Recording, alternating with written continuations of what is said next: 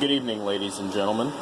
Today I'm going to do some Carvex scales for one of my hunting knives here. I'll just go over. I'll try and make it a quick video. Just basically how I finish them, plus a little bit extra. But we'll get into that here in just a second. Alright, we're over here at the drill press, and I just kind of want to show you what I do with all of my scales. So, basically, what I do, I don't draw it out. I don't have to. No reason for it. All you have to do is line up your knife, take it over here to the drill press.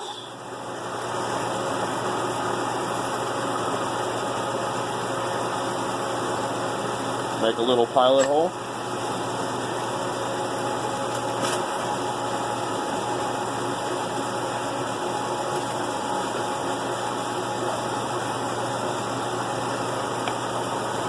ahead, drill it all the way through.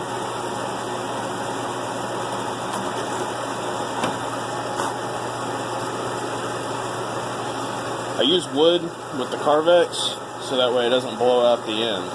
Come pretty flat, so as long as you don't blow out the end when I glue them to the tang, there's not going to be any gaps. So next step is I'll just get another eighth inch drill bit,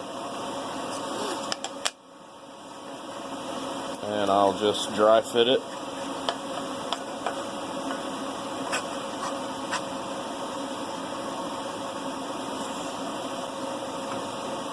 Now, no matter where this turns, it's always going to be the same distance across. So now, I'll go to my second hole. I'll just make sure it's all lined up here.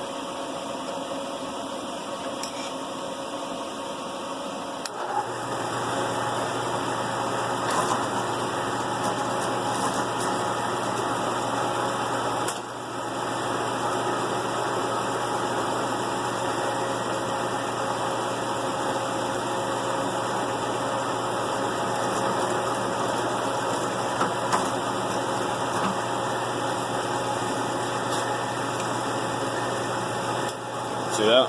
Didn't blow out. All good. Now I've got another 1/8 inch drill bit somewhere around here.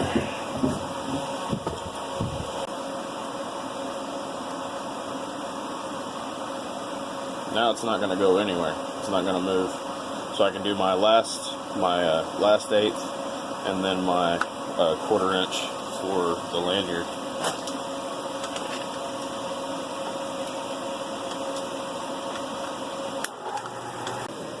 Now, flip it to this side. That, because I want to cut the top off first, and then I'll come back and cut the bottom with the scroll saw, and I'll show you. I'll show that here in just a second. But first, you need to make pins that are basically ready for your handle. I'm just going to go with some steel I picked up at Home Depot, a little 1/8 inch rod. I think I've got nickel silver 1/4 inch for the lanyard hole to make everything match. It's just what I'm using right now. But anyway, I'm gonna cut the pins for this, and then we'll come back and cut it with the scroll saw. All right. So we'll crank on the scroll saw here. Got a good blade on it, nice and tight. And I just put the blade right up next to the spine of the knife and just let it act as a guide, basically. Pretty easy. You don't want to turn in too much, otherwise you'll dig into the blade. But after a little practice, it's really not that hard. And this Carvex stuff is really easy to cut with the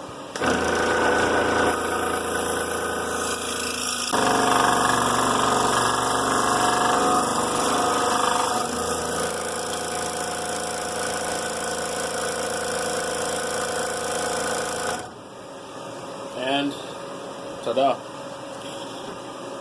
Cut out. Everything's pretty crisp and clean. You can kind of see where I dug into it a little bit, but that's okay because I'm gonna be on the grinder with it here in a bit. Plus, I don't finish the knife until I finish the spine and the edge of all the edges around here. So now we got some 50 grit sandpaper on our 1x30, and we're going to shape this. Now, the trick with Carvex is the steeper of an angle, the clearer your picture is going to be. So I almost put like bevels on the top and bottom of each and kind of meet in the middle. Because when you oil it all up, it just makes it pop real good. We'll get started here.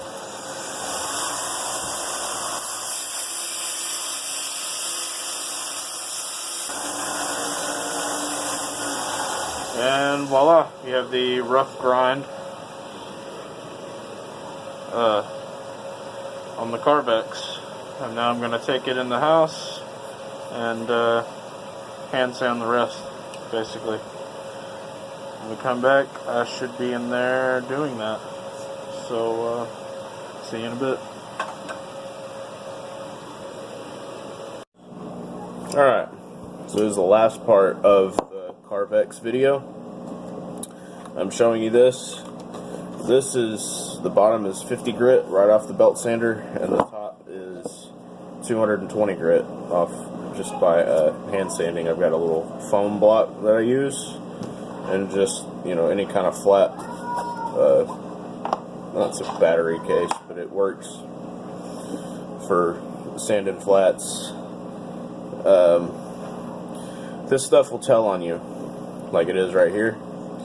So I've got, you know, this looks pretty clean, but there's white still here at the top, so I need to come back and sand that up really good.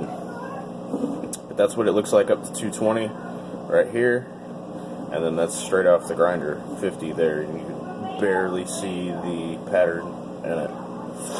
And like I said before, I made the bevels in the handle really steep. You know, the steeper you go, the less of those little white lines you see in there. So like, I'll bevel the back, the front, and all that good stuff. So basically, you're just sanding the crap out of it until these lines are gone. Until you can see the pattern real nice and clear all throughout. And then I'll throw a clear coat on it, and it'll make everything just pop. So, 220 sandpaper. You can't really see that in there, but that's 220. And then 600. And she's done, basically. I've still got a little bit more work to do on the knife part, but as far as this goes, just a little BLO after I sanded it down to 600 grit. The image really pops after you put the BLO on there.